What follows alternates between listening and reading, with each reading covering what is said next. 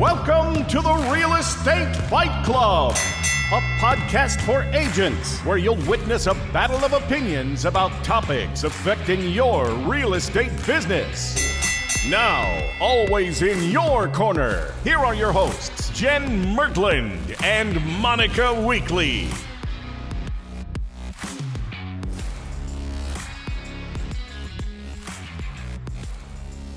Welcome to another episode of Real Estate Fight Club. What's up, Jennifer Merdlin? How are you today? I'm great. You know, this is my favorite topic that we're about to talk about. One of my favorites. Mm-hmm. Let me guess. You have an opinion about this? I never have an opinion about anything. I'm neutral. You should get some opinions. Said no one ever.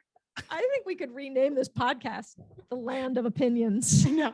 So I started asking, my mom needed help cleaning out my grandparents' place. And I was like, she's like, what should I do with this? I was like, do you want me to give you the opinion or do you just want to think about it on your own? She's like, I already know what you would do because I would throw it out. I would throw everything out. And she's just or donate it, somehow get rid of it. Right. Yeah, get rid and of she's it. Right. I just want to think on my own. I was like, I thought so. So then don't ask. Don't ask me. Don't ask.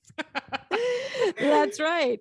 Well, and I think it's important every once in a while to remind our listeners why we started this podcast. I mean, it's sort of taken on a life of its own, I think, beyond either one of us thinking that maybe it would.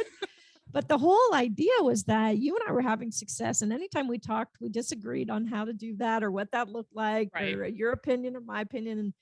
And it really hit both of us that this is what agents need to hear. Mm-hmm. Is that there isn't one right way to do this. And the reason you're not having success is probably because you're on the wrong path. You're trying to follow someone else's way, right?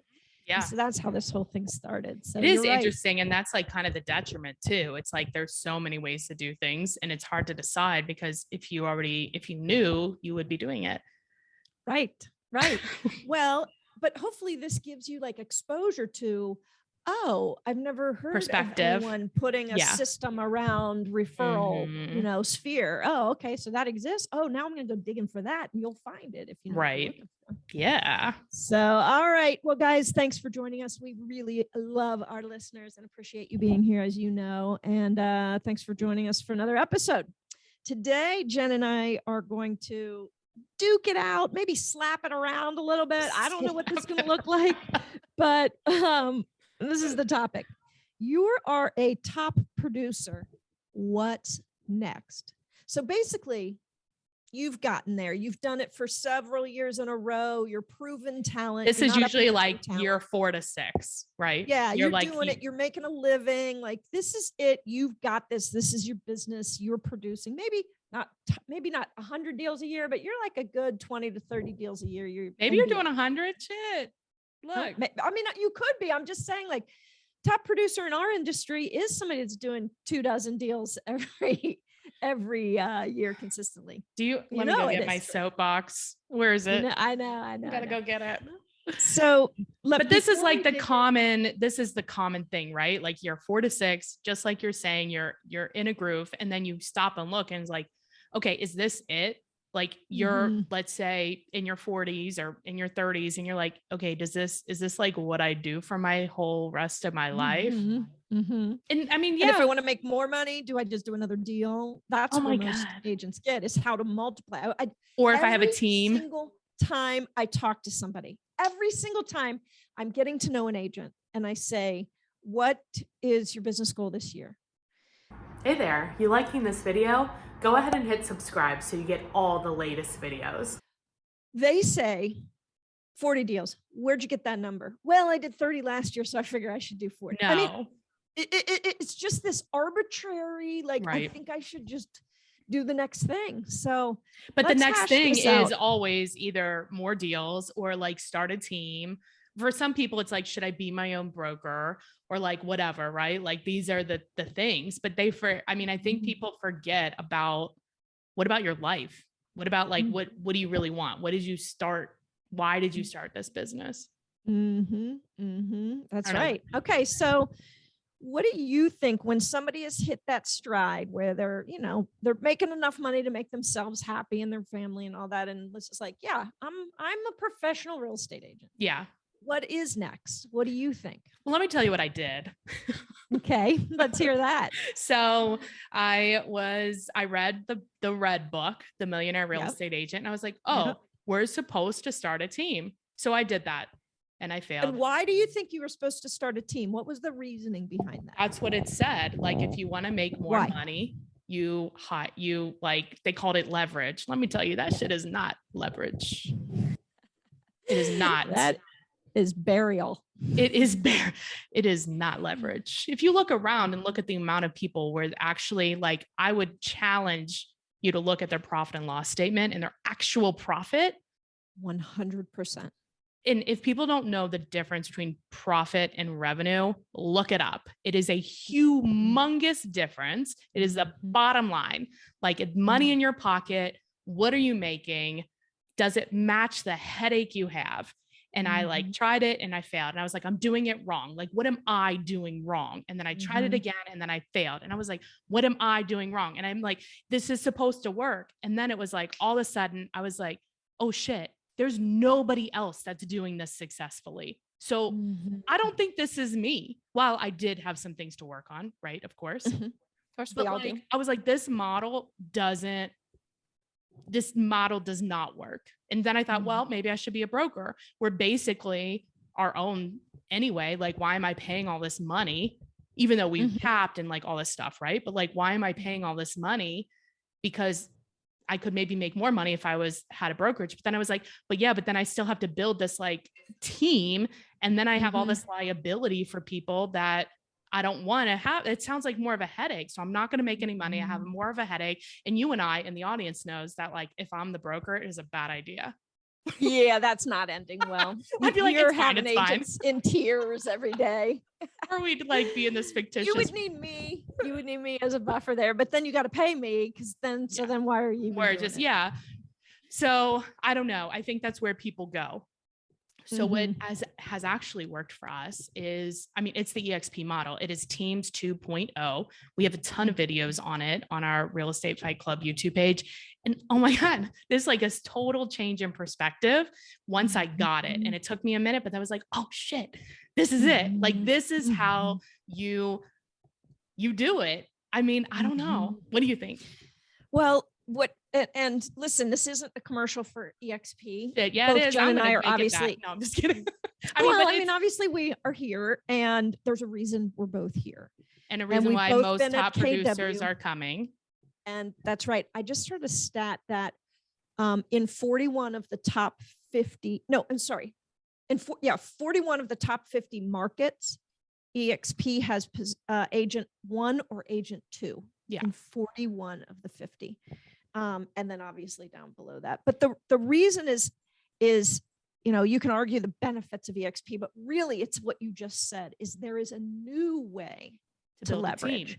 There is a new way to build a team, and it is without liability, and it was without the majority of that responsibility. It's without spending a ton of money. I mean, we were spending a ton of money. So much money.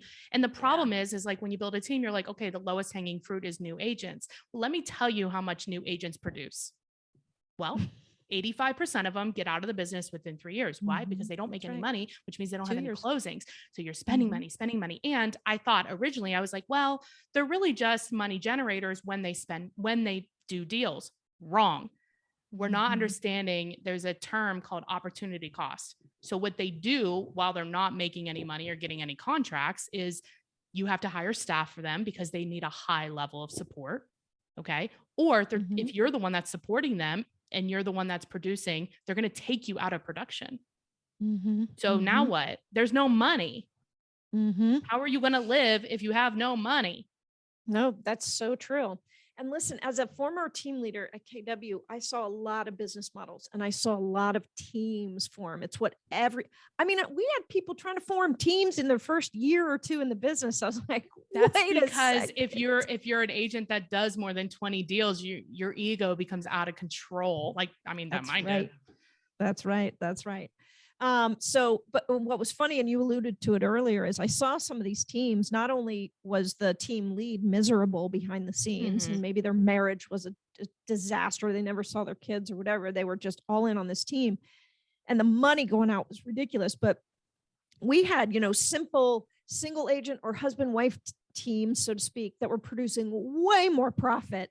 They didn't have all the bells and whistles, the office, the fancy this, the staff. Yeah. I mean, they leveraged cost of sale staff, like a transaction coordinator or a marketing person. So we've got to think differently and stop looking around at the outside of everything, because these teams look shiny on the outside, and all you see are their advertisers, their marketing, their beautiful pictures with the team all dressed alike out at the park. Like, that's the outside, and sure, it looks shiny as hell, but I'd rather you look at your bank account and be super happy about that, instead of the fact that you don't have 16 people standing behind you and you look amazing out in front of them.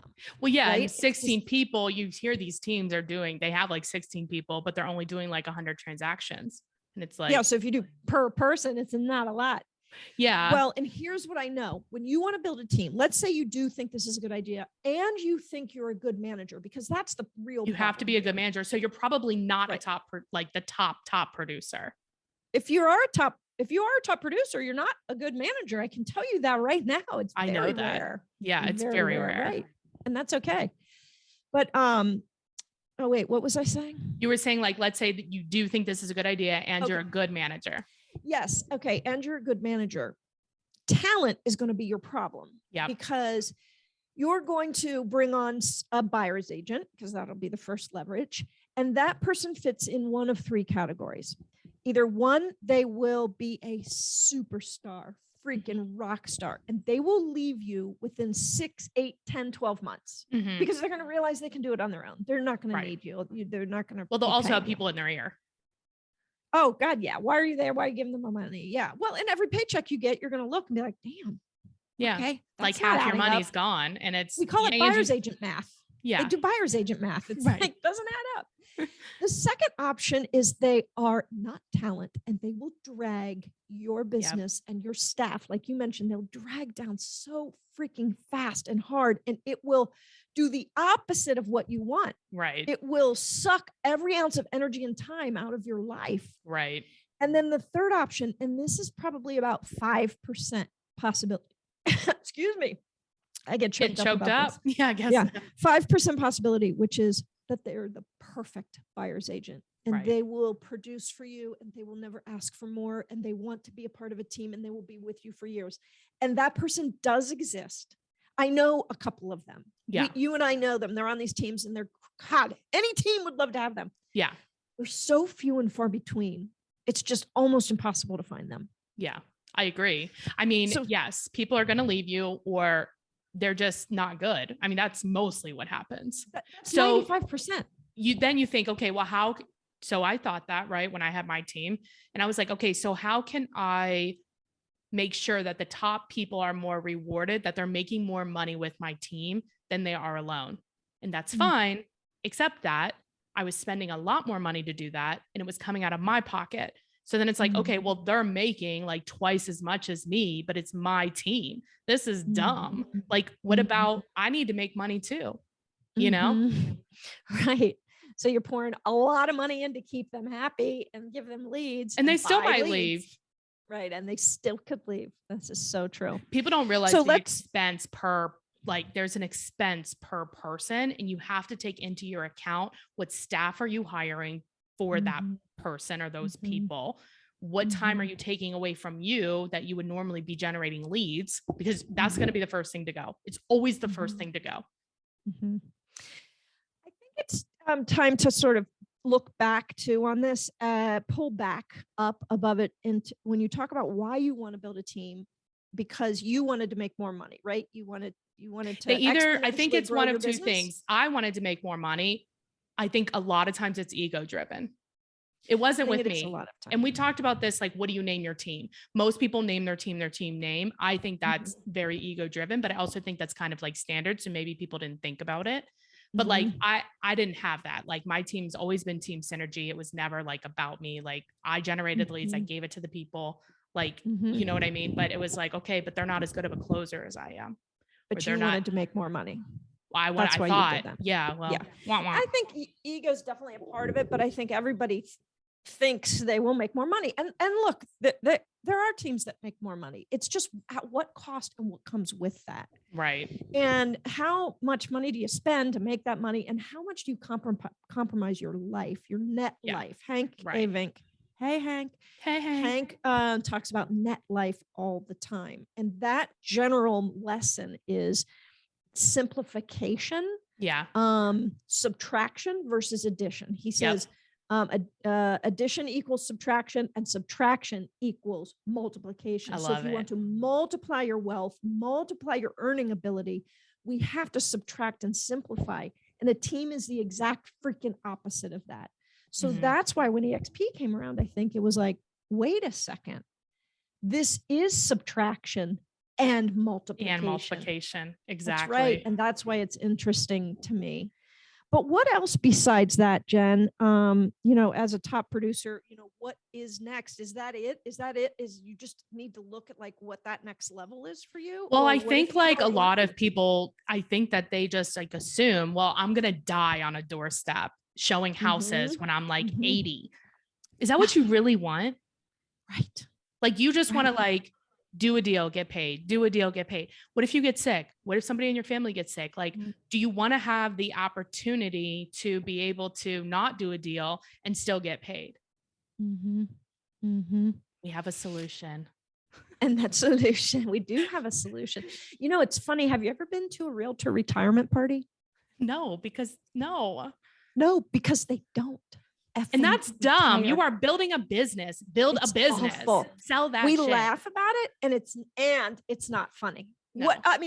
We are freaking awesome people, and we bust our ass for our career. Yeah. And we generally do it for 20, 30 years. Like you see that all the time. And then you've got nothing to show for it. And that's because nothing was ever offered. That's why you had to do your own financial planning. And we all know how agents are with money. And so math in general. That's right. So ask yourself, are you good with money? I was not for the longest time. I mean, I will tell you, Sharon has helped me a great deal with that. Hey, Shishi. Hey, Shishi. When I was early earnings in real estate before I even met Sharon, nope, not good with money. Well, no, I had met Sharon, but early earnings, not good with money. I have $1. Let's go spend it, baby. I always thought I could out earn my stupidity. Yeah, Hank says that too. You can't. And then I graduated from making $3,000 mistakes to $10,000 mistakes. I was like, those are wrong. But that being said, even if you do have some discipline around your long-term financial wealth plan, which is highly unlikely, just based on my experience here in this industry, even if you do, what would it be like if your business partner helped you with that? Right. What if because we're required to be in partner with a brokerage? We have to. I think we should. What do you think about? Is now a good time to take a break and then we'll give them the solution? Okay, let's listen. Forever. I know. Let's listen to our favorite partners, and when we return, we have a solution. Hey guys, it's Monica here. I am so excited to introduce you to Real Estate Fight Club's newest partnership, Cyberbacker. Cyberbacker is the best in the business for virtual assistants. How do I know this? Because I am a Cyberbacker customer and I love this company. I have my favorite, Frances. She is my Cyberbacker, been with me for over a year. She's amazing. She makes me better. She's eager to help. She's on time. She's disciplined. She's awesome. And this company, Cyberbacker, has figured out the system.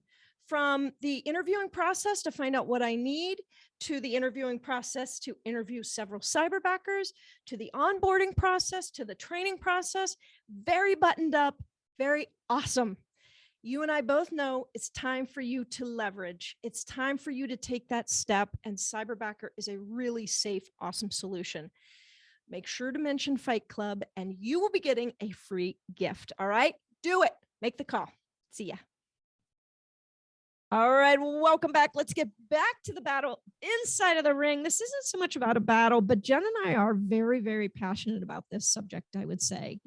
And look, if the answer is for you that you need to stay put where you are, okay, then you still have to listen to what was said here and ask yourself, am I on that right path, or am I just doing addition? Am I just adding more things to my plate to try to make more money?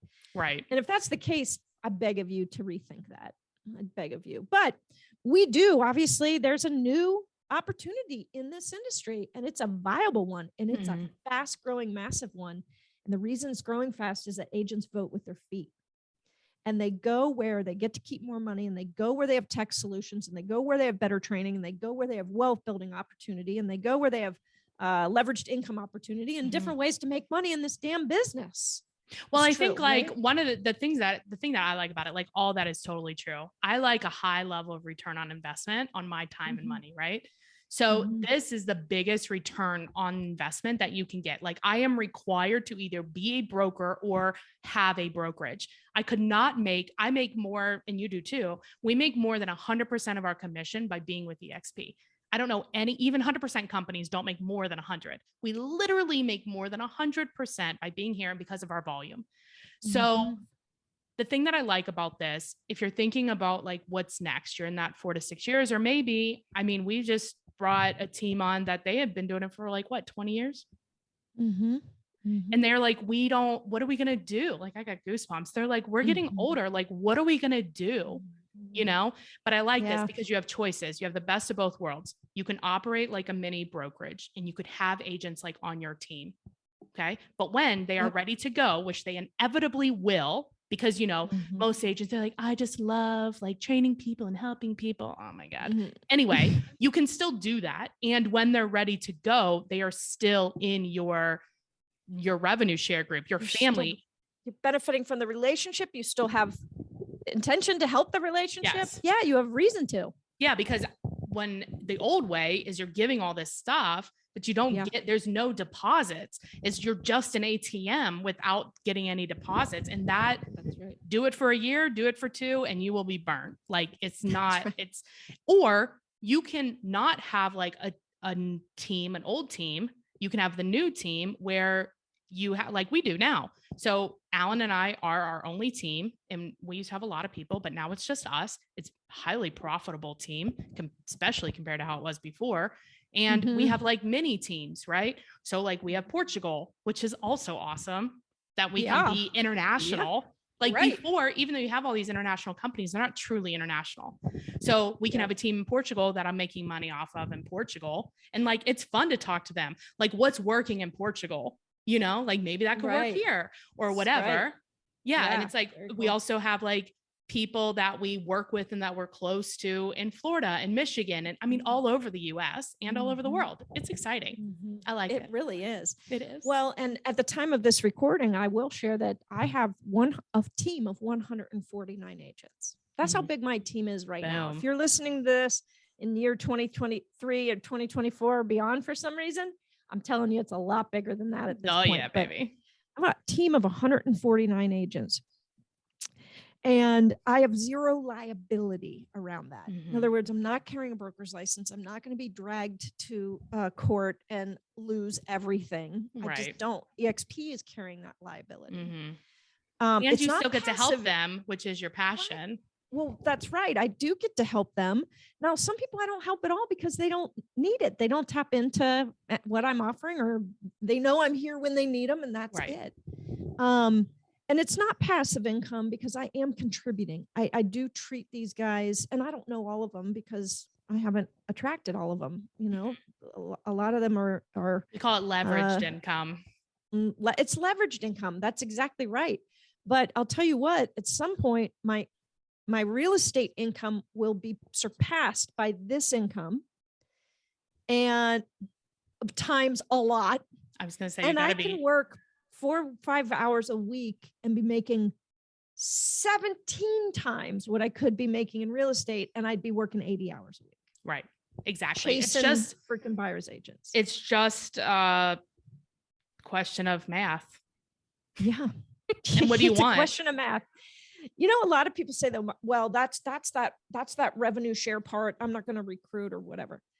And I don't want to be a recruiter. And as somebody said, I thought it was so interesting. They said, do you have a favorite restaurant? So I'll ask you, Jen, do you have a favorite restaurant? Like in Cincinnati, do you have one that you love? Oh my God, I have so many favorite restaurants, but the one that I'll say is Sacred Beast. Yes. Sacred Beast. Okay. And how many people do you think you've told about Sacred Beast and they've gone because of your passion? How many people are in the world? A trillion? No, like right. Everyone, all the people. Exactly. And did you get paid by Sacred Beast for that? No, sometimes I get a free meal, but not often. Okay, good. Right. Well, that's good, but not really. So anybody is able to tell that story about something they're passionate about. Yeah. And that's why you and we're just passionate about this company. Because but it's also, your point is absolutely true. But like, okay, let me just give you a story about one of the people in our group. So he, after we did the math, he was only keeping 25% of his commission. Okay. At EXP, he keeps 75%, which for those of you that are not good at math, that's 50% more. Yes. So instantly on the same volume, he makes 50% more. That is life-changing. That's really 200% more, isn't it? I'm not good at math either. Damn, it's a lot. Look, it's a lot. It's a lot when you go from, and for most people, it's not that dramatic, right?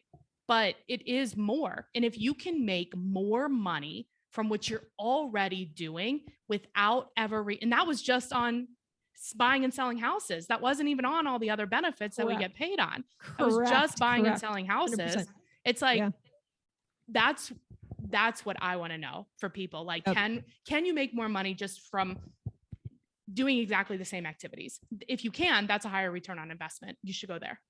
And that's by far the majority of the reason majority of the agents, that's the reason they're here. Mm-hmm. It's just a good place to sell houses and keep more of your own money, period. Yeah. And I think then there are these bonuses. I mean, if people are ready to look at their numbers, like really look at their numbers and see what they're paying their brokerage, they should give us a call or a text. You're moving your mic around or something. Oh, no. They should give us a call or a text so we can see what are you really paying? Yeah. So you can call or text us at 513-400-1691. Because you and I are looking for partners. And Yes. when you partner with Jen and I, you get certain benefits, you get a ton of help, you get a ton of support. And look, we're going to help you achieve your goal. That's what this company sort of sets it up as too. Yeah. And so back to our topic, if you are a top producer and you're wondering what's next, it's really probably a good time for a conversation around this. Exactly. And if it's not right, it's not right. Doesn't matter. At least, worst case scenario, we help you renegotiate with your current brokerage. That's happened. Hell yeah. Exactly. We'll see you next year though, but that's happened. That's true. All right. Well, thanks guys for being here. We always appreciate your listening. And look, we know this one was skewed a little to EXP, which we keep way, way, way out of our general. You can't ignore it. But you can't ignore it on this subject, like the what's next subject. You can't. And so thank you for having an open mind and listening to us today. And we appreciate you subscribing and sharing. Share this conversation if you think somebody should hear it. Excellent. All right, Monica. And stay tuned for our tiebreaker. We have a really good tiebreaker that kind of went through this. Is there somebody talking about this with you? Yeah. Yeah. Okay. It's a good one. Stay on the line. All right. See you next time. Bye.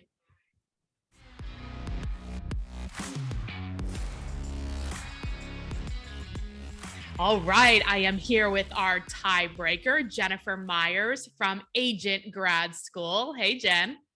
Hey, thanks for having me. Yes, I'm glad you could be on. So just as a point of introduction, you have, you started this company called Agent Grad School, which is like a training platform for agents to have a 6-figure business and have a life without a team. Yeah, that's what I did. You're also a fellow podcaster. What's your podcast called? Confessions of a Top Producing Real Estate Agent. That's awesome. I love it. But you went through this process. So you're the tiebreaker and I love your story and it provides a unique perspective. So I'm glad you could come on. But so, you're a top producer. Now, what do you do? Is this it? Can you share a little bit of background before you answer the question and just kind of like where you came from? Yeah. So I started in real estate in 2003. Mm-hmm. And my first 2 years couldn't sell a house to save my life. Finally learned a process for attracting clients, bringing them to me, and had so many clients at one point. And this is like during the Great Recession. Remember 2008? My business during that time quadrupled. And so I had all these real estate agents knocking on my door being like, what the heck are you doing? Right. How are you having a business? And so I taught them what to do. And I opened my own brokerage, teaching them. And that's when Agent Grad School was born. And it was originally just supposed to be like the little training in my little 10-person office. And now it's, across the country on ways to really like attract the clients that you want to work with, not from like a fair housing violation standpoint, but like, for me, it was like your avatar of your client. Yeah. And then what? Right. And then how to service them so they keep coming back to you and refer people. So, but let me ask you, so when you started and you said you didn't sell a house for 2 years, and then you became a top producer, like something clicked and you were like, got this. Yeah. And then how did you decide to open up your brokerage? Just because like that was the only choice, or did you have other options you were looking at?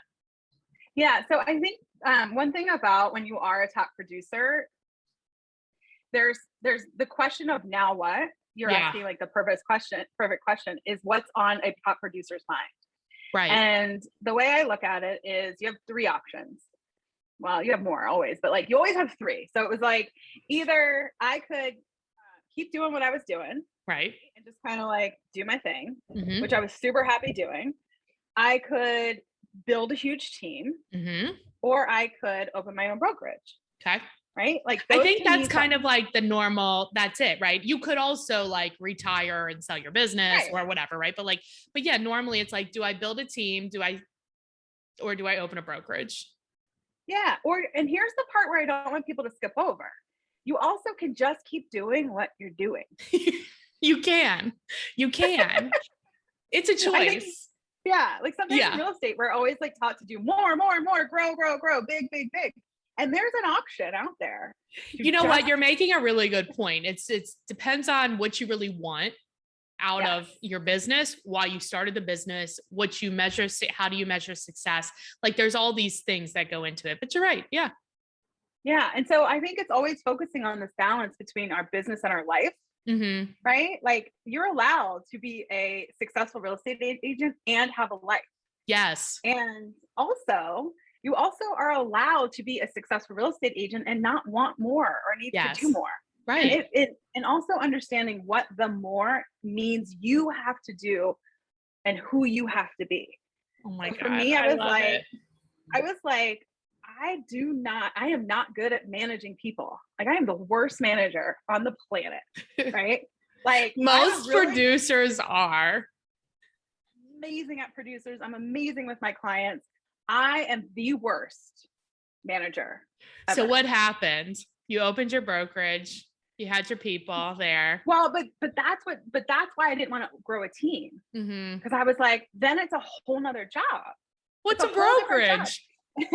Well, here's what the brokerage I wanted to open. So then the question comes, if you decide you want to open a brokerage, what kind of brokerage do you want to open? Mm-hmm. And you also get to have choices. Right. So I could have bought a franchise. I could have like scaled it to 300, 400, huge, amount of agents. I could have done that. But the brokerage I wanted to open was a very small boutique brokerage of essentially singular agents, right? That kind of had their own businesses, but we had this like commonality. And so we shared things like systems, we shared things like processes, we shared things like our admin.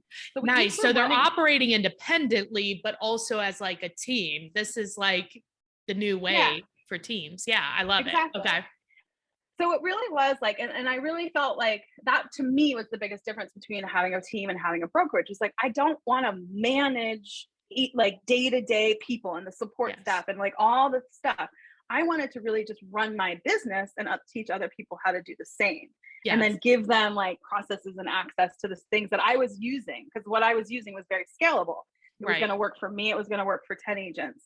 I never wanted to have a brokerage with hundreds and hundreds of agents. That was never a goal of mine because I understood what that was going to mean would have to come from me. Okay. Right. Got it. It's Yeah. totally different. I think so often people who think like I'm a top producer, that means I must open my own brokerage or I must have a team. You are doesn't. signing up for a totally different job. And it's not as profitable as you think. No, not at all. So Why is that? Well, because I mean, if you're a top producer, right, you're making how much? It depends on what your split is, right? Yeah. Wherever you are. But think about those versus the smaller chunks that you're making from your agents. Mhm. And then you have to support all those agents. Mhm. Like the thing about being an agent is like you have to answer the question, why should somebody choose you, your clients? Right. But then when you turn into a broker, your question you should be asking yourself is, why should agents choose me? Right. Why should agents choose here? And so that requires quite a lot of support. Yep. And that nurturing. is expensive. Yeah. Yeah. And it takes you, it not only is expensive, but it takes you away from what the production piece of it, right? Like what's the first thing that goes away? It's generating leads, like always, it feels like, you know, in most agents' lives. That's why the roller coaster happens. What do you mean by that? Like when people get busy, I see. Yeah. And that's how come they're on the roller coaster. They get busy, they stop generating leads. And so when you're busy with your agents, you know, that's what happens. Well, I luckily created like a whole system that like leads would come to me automatically. So That's that good. never felt, and that's what like, well, and that's what agent grad school teaches too, right? Well, exactly. It was like, I have so much business overflowing. What am I going to do with this business? Right. Gotcha. And I could either grow the team or open the brokerage and teach the agents how to do it. But that's the biggest piece. And I will say, like, I was not a good broker. I didn't enjoy being a broker. I love being in production. Yes. And I love the fact that I opened my brokerage, but would I do it again in hindsight? Like doing that got me here. But if I had known what I had known after becoming a broker, I don't think I would have signed up to be a broker.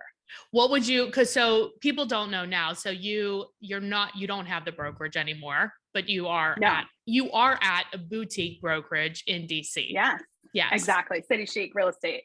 And you know, and that's because I love that boutique small vibe, like, you know, so that was the choice for me. But for me, I probably would have stayed in production longer. I think for me, it was such like this bleeding, like, you know, like I needed a way to handle all the leads that were coming to me. And so I had to come up with something. I mean, that's a good problem to have. Yeah, it was a good one to have. And I think so often people jump to team or brokerage without that. Yeah. And to me, it was like, I needed more help on the helping the clients. But I see a lot of agents prematurely do teams or prematurely open brokerages. Yeah. Who don't have the production to support it or the systems to support it. So what I'm getting from you is like, this is a place where the listeners are at, stop and ask yourself, what do you really want? What are your options? And making sure one of those options are stay the course. Finding out if you do decide to open a team or open a brokerage or start a team, what are your processes? Do you have enough business coming in that it requires that? And what does that look like? What does the team look like? What does the brokerage look like? Yeah. And not just the leads coming in, but also the processes to handle more. The back end. Yeah. You need to have both. And what you're offering to agents. Like what is that's so helpful. It's kind of like the slow down to speed up type thing. You know what I mean? Yeah. Tell us about, because I like your agent grad school, and it's really cool how you teach not only how to make money, but how to have a life too, and without having a team. Tell us more about the agent grad school and what people could expect. Oh yeah, thanks for asking. So I believe that in order to have a 6-figure real estate business, you have to have these 5 pillars. And that's marketing you, why people should choose you, and having a really strong answer to that. The initial consultation, there's a very like step-by-step process we teach, what I call the doing phase, and creating a really great experience for both your buyers and sellers. So they want to tell everybody about it. And then handling it under contract, because that's another place where I feel like so many agents they spend way too much time or way too much money. And the trick with that piece is automation and Mm. having the right CRM. And then last but not least, what I call the after phase, which is how to keep in touch with your clients so that they love you and you're not asking them for business. I always say, Yes. if you're asking people for business, your business is not working Yes. for you. Right. No, So, that's awesome. And if yeah. people want to learn more about it or potentially get involved, what's the best way to find out or connect with you about that? You can go to agentgradschool.com, or you can listen to the podcast, Confessions of a Top Producing Real Estate Agent, or email me, Jennifer@agentgradschool.com. Awesome. I appreciate you being on. Thanks, Jen. Thank you.